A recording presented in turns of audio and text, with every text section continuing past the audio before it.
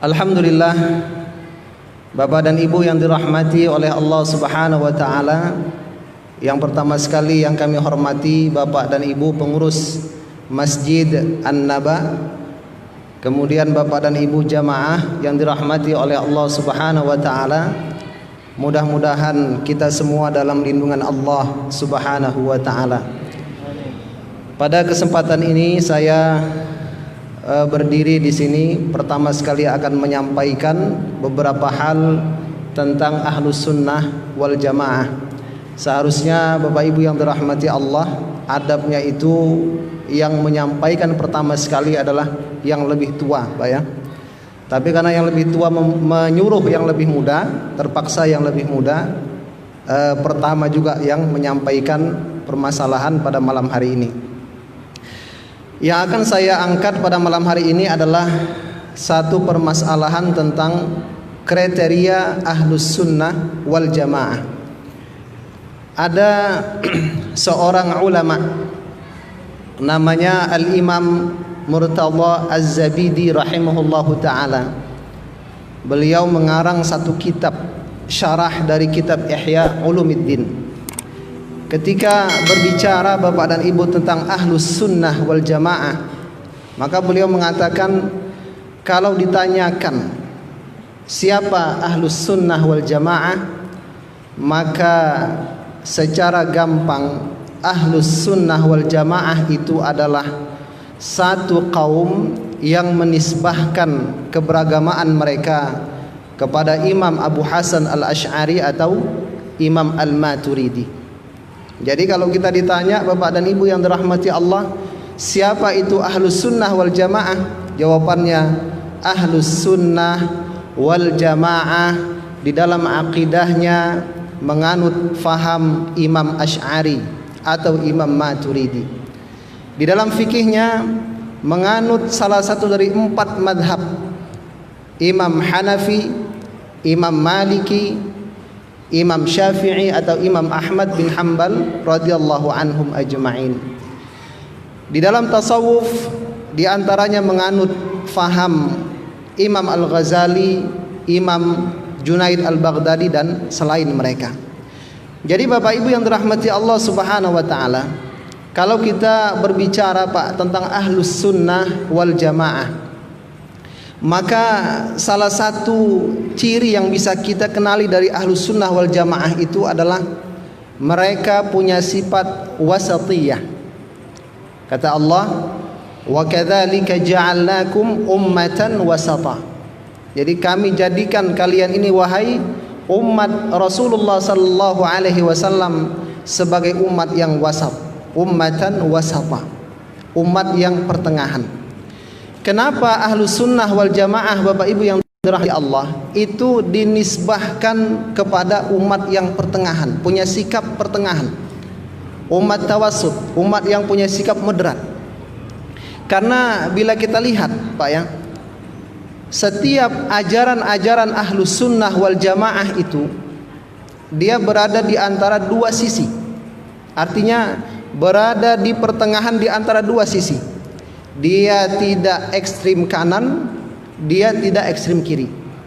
Apa contohnya Bapak Ibu yang dirahmati Allah Subhanahu wa taala?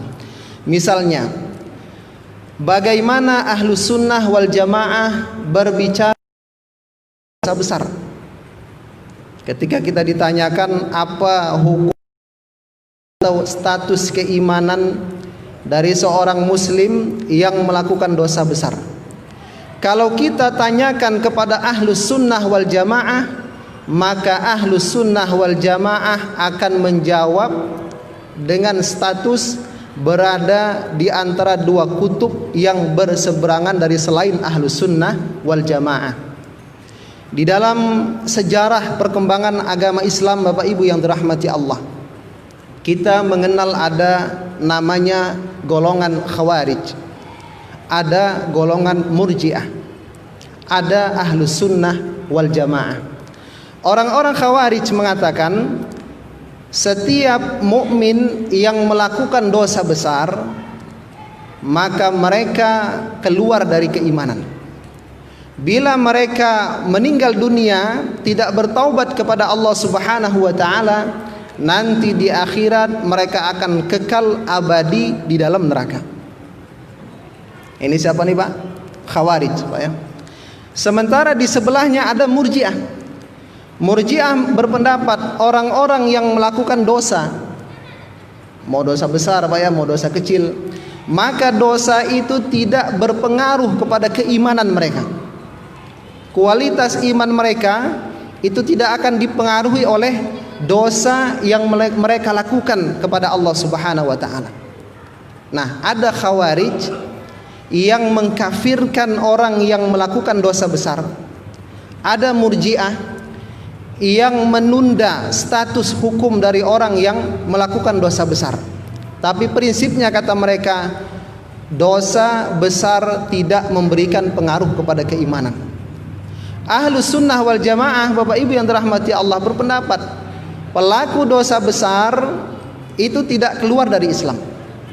Tapi bila mereka ketika melakukan dosa besar itu meyakini bahwasanya itu tidak dilarang dalam ajaran Allah, maka mereka keluar dari keimanan bukan karena melakukan dosa tersebut, tapi karena keyakinan yang sudah mereka miliki ketika melakukan itu.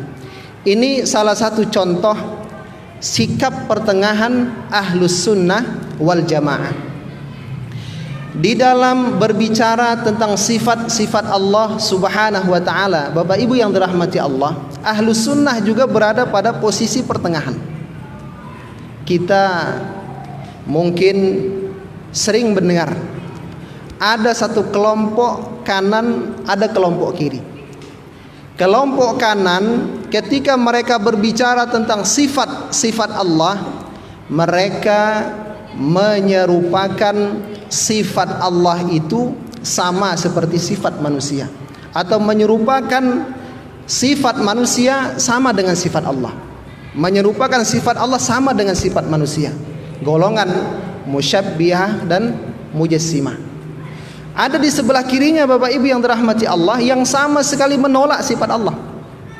Nah, bagaimana Ahlus Sunnah?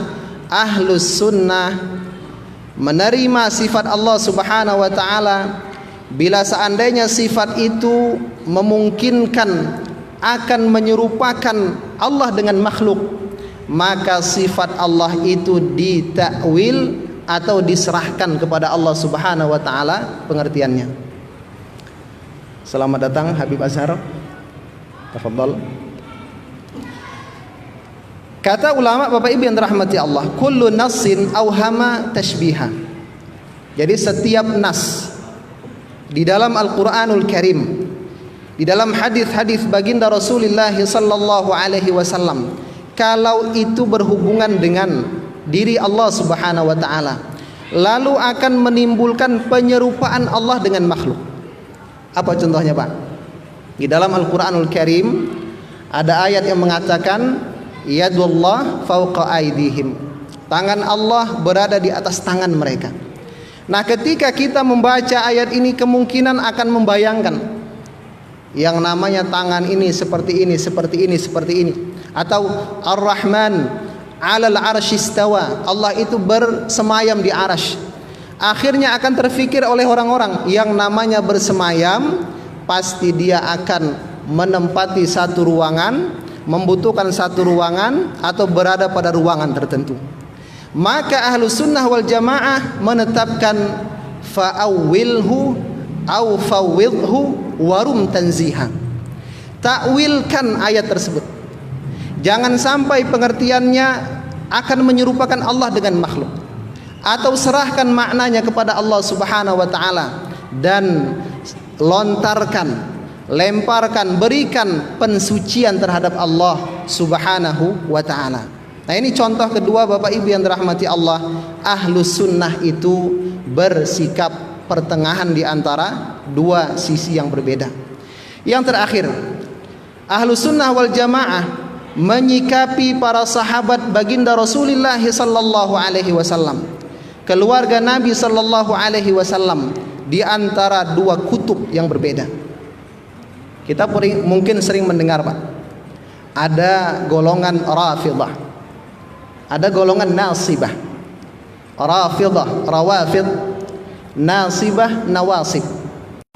Rafidah itu golongan yang berpegang kata mereka kepada ahlul bait baginda Rasulullah sallallahu alaihi wasallam.